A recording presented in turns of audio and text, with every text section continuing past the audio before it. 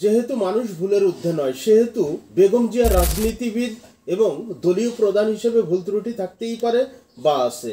কিন্তু যদি দেশ এবং গণতন্ত্রের কথা বলি, তাহলে অবশ্যই স্বীকার করে নিতে হবে বেগম জিয়ার দেশ ও গণতন্ত্রের জন্য অবদানের কথা।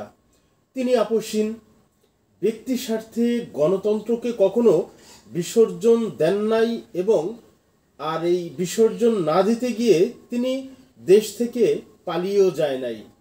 তিনি আপোষ করেন নাই, বিধায় তার আজ এই দুর্গতি।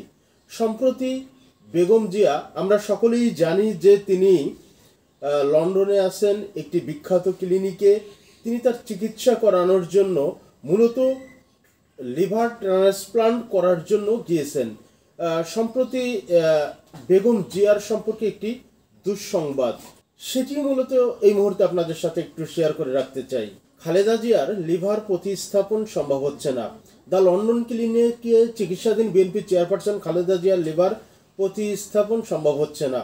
বিকল্প হিসাবে লিভারের উপর যাতে চাপ না পড়ে, সেজন্য তাকে হিউম্যান সিরাম অ্যালবুমিন দেওয়া হচ্ছে। স্বাস্থ্য ঝুঁকির কথা চিন্তা করে মেডিকেল বোর্ড এই সিদ্ধান্ত নিয়েছে। মূলত কি কারণে তার এই লিভার প্রতিস্থাপন এই মুহূর্তে সম্ভব হচ্ছে না, সেটি আপনাদের সাথে শেয়ার করে রাখতে চাই। আজ মঙ্গলবার সন্ধ্যায় লন্ডন থেকে এক চিকিৎসক জানান, খালেদা জিয়ার শরীরের নতুন যে জটিলতা তৈরি হয়েছিল তা অনেকটা কেটেছে। বলা যায় পরিস্থিতি উন্নতির দিকে। তার শারীরিক এই অবস্থা লিভার প্রতিস্থাপন সম্ভব নয়, মানে তার অনেকটা জটিলতা কাটলেও তার যে আনুষঙ্গিক জটিলতা রয়েছে, সেই অবস্থা বিশেষ করে এই মুহূর্তে তার লিভার প্রতিস্থাপন সম্ভব নয়। এখানে যে মূল জিনিসটা বলা হচ্ছে সেটি হলো, এটি ঝুঁকিপূর্ণ কাজ।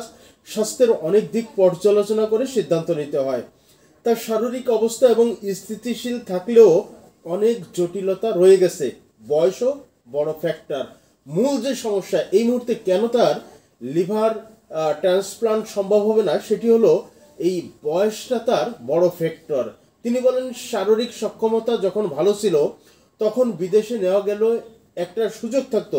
অর্থাৎ এভারকেয়ার হাসপাতালে যখন চিকিৎসাধীন ছিলেন তখন মেডিকেল বোর্ড বারবার তাগাদা দিয়েছিলেন উন্নত চিকিৎসায় বিদেশে পাঠাতে, সেটি তো তখন আর সম্ভব হয়নি। যাই হোক, এটি হলো মূল বিষয় যে বেগম জিয়ার এই যে লিভার প্রতিস্থাপন, এই সমস্যাটা যদি, এই লিভার প্রতিস্থাপন যদি আরও 5 থেকে 7 বছর আগে করা যেত তাহলে বিষয়টা কেমন হতো।